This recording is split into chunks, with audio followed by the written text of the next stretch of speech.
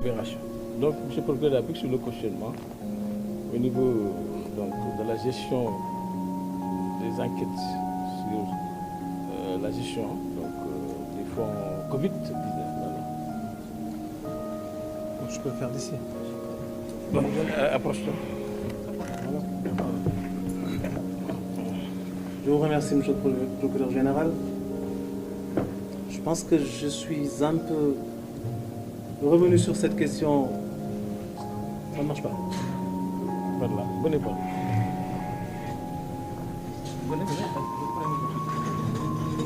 Voilà. Je vous remercie donc, Monsieur le procureur général.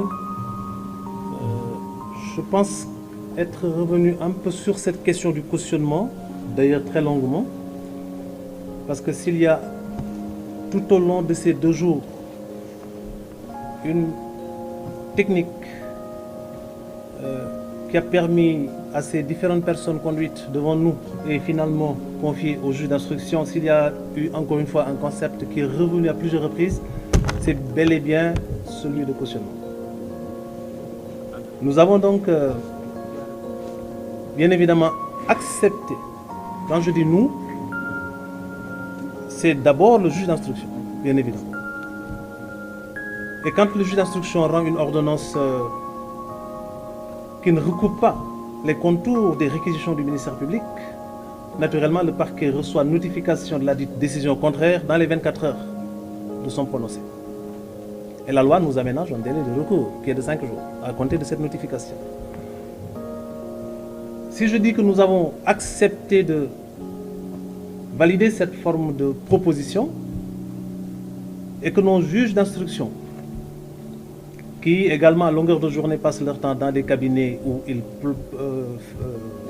sont sous l'effet de procédures qui malheureusement les dépassent par le nombre, si ces juges ont accepté de valider ces mesures, c'est parce que la loi sénégalaise prévoit, notamment à l'article 140 du Code de procédure pénale, pour ce qui est des détournements, escroqueries et soustractions sur les deniers publics, la possibilité pour toute personne inculpée pour ces chefs d'incrimination de solliciter son habilitation, son éligibilité à cette mesure de libération, pour autant qu'elle aura accepté soit de rembourser parce que les faits sont clairs et reconnus, assumés, soit parce que son état de santé ne lui permet, encore une fois, pas comme on l'a dit tout à l'heure, de faire face aux rigueurs de la détention, même dans un centre hospitalier, ou alors qu'en faisant valoir des contestations suffisamment bien articulées pour pouvoir recouper les contours de contestations sérieuses. Au-delà de ces cas de figure, l'autre option qui s'offre à l'inculpé qui est là, face au juge d'instruction, est poursuivi de faits susceptibles de revêtir la qualification d'escroquerie, de détournement ou de soustraction de deniers publics. La seule option qui s'offre à cet inculpé, bien évidemment, c'est d'offrir de cautionner. Cautionner parce qu'elle conteste. Le cautionnement, la caution, c'est une sûreté, une garantie qui permet au juge de s'assurer qu'en cours de procédure, s'il y a des charges suffisantes pour renvoyer devant une juridiction de jugement, naturellement, il renvoie. Et pour préserver les intérêts de l'État, quand la juridiction de jugement saisie sur la base de charges suffisantes aura estimé que les faits qui, tout au long de la procédure, ont pu être enrichis, étoffés, de sorte que ce qui, à l'origine, était constitutif de charges, finit par revêtir finalement la caractérisation de preuve, cette juridiction de jugement entre en voie de condamnation. Et les intérêts de l'État seront saufs parce que l'État n'aura pas besoin d'essayer d'exécuter sa décision en suivant les traces du délinquant financier. Il lui suffira juste de solliciter le reversement des sommes qui ont jusque-là fait l'objet du cautionnement. Donc autant le cautionnement permet à la personne qui offre d'y recourir la possibilité d'obtenir la liberté provisoire, autant ce cautionnement permet à l'État de voir ses intérêts saufs parce qu'il n'aura pas besoin de subir les lourdeurs d'une procédure d'exécution. Mais non, naturellement, le cautionnement obéit à des conditions. je laisse à M. le procureur financier le soin de revenir sur ça pour ce qui est du pool financier.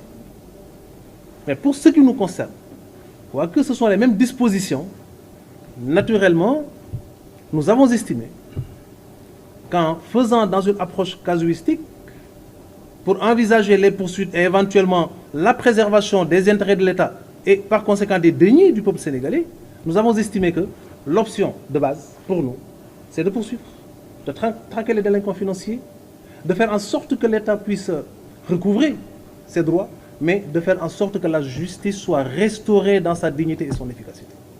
Et l'efficacité recherchée dans le cadre de l'administration du mode justice, oui, on peut la chercher et la trouver dans la traque de délinquants et dans la prise de mesures de privation de liberté. Mais l'efficacité, comme l'avait dit un jour M. le procureur général, on peut aussi la chercher en essayant de remplir les caisses de l'État plutôt que les prisons. De sorte que nous avons estimé devoir opter pour cette solution, parce que l'objectif principal, encore une fois, pour ce qui nous concerne, ce n'est pas d'envoyer les gens en prison, mais c'est de faire en sorte que les intérêts de l'État soient préservés et que ceux du peuple sénégalais, au nom de qui nous rendons la justice, soient également pris en charge. Donc c'est pour ça que nous l'avons accepté, parce que les conditions sont réunies. Je vous remercie. Ok, vous pouvez garder le plateau pour terminer avec une partie de la question donc, posée par le correspondant de RFI, à savoir de rappeler le nombre de personnes arrêtées dans le cadre des enquêtes donc, sur la force Covid. Pour revenir rapidement sur ce point aussi, je ne suis pas dans une approche d'accumulation de statistiques, parce que nous comptons aller vers la recherche d'individus qu'on va traquer, prendre pour alimenter nos chiffres. Donc le nombre qu'on vous donne, c'est juste parce que ça correspond au nombre de personnes que nous avons, pour le moment, pu identifier, interpeller et bien évidemment confier aux magistrats instructeurs. Les 8 rapports, ou les 8 ministères, pardon, qui sont concernés par les rapports que nous avons reçus et dont nous avons donné la liste tout à l'heure, ces 8 ministères ont été le cadre d'exécution d'actes de prévarication. Vous savez, le parquet peut se permettre ça. On ne peut pas nous le reprocher, parce que le parquet est une autorité de poursuite qui a le droit de prendre parti et qui, dans la phase des poursuites, naturellement, dans une approche inquisitoriale, collecte le maximum d'éléments pour asseoir les charges qui lui permettent d'engager les poursuites utilement. Même si, par ailleurs, nous sommes tenus de respecter ce principe de la présomption d'innocence. Et nous l'observerons en tout temps, en tout lieu, en toutes circonstances. Mais d'ores et déjà, comme je vous l'ai dit, si nous avons estimé devoir ordonner l'arrestation, c'est parce que nous estimons qu'il a des charges. Et si nous avons estimé devoir requérir le mandat de dépôt, c'est parce qu'également nous avons estimé qu'il y a eu suffisamment de charges pouvant non seulement asseoir les poursuites, mais sous-tendre ces réquisitions fermes. Pour le moment, 27 personnes ont été conduites au parquet de Dakar et confiées aux différents juges d'instruction. Les dossiers sont confiés au premier, deuxième, troisième et cinquième cabinet d'instruction. Un dernier dossier est actuellement, ça concerne un ministère, en phase d'investigation, en phase d'exécution de nos instructions au niveau de la division des investigations criminelles. Nous le recevrons demain et on sera certainement à 28 personnes conduites au parquet pour le moment. Mais comme on vous l'a indiqué tout à l'heure, encore une fois, c'est une phase initiale de poursuite qui naturellement vont prendre d'autres développements dans le cadre d'une instruction qui donnera au juge d'instruction l'occasion de décerner toutes les réquisitions possibles, de recourir à toutes les techniques d'investigation, aussi bien classiques que spéciales possibles, pour aller dans la phase de l'approfondissement, mais aussi et surtout dans la phase d'une enquête qui lui permettra d'identifier les supposés délinquants, mais aussi d'identifier leur patrimoine. Donc l'enquête est en cours encore une fois. 28 sont là. Elles ont été inculpées. La plupart d'entre elles ont été libérées, je l'ai dit tout à l'heure, parce que l'effet majeur, l'effet principal du cautionnement, même si la libération n'est pas de droit, c'est qu'elle habilite il habilite, pardon, ce cautionnement-là, la personne qui l'offre ou qui le propose au statut de quelqu'un qui peut estimer pouvoir obtenir la liberté provisoire. Et dans la plupart des cas, pour ne pas dire dans tous les cas, le juge qui valide la demande d'offre de cautionnement accorde la liberté provisoire. Ces personnes sont pour l'essentiel libres pour avoir cautionné, et nous continuons cette phase de recouvrement des deniers de l'État.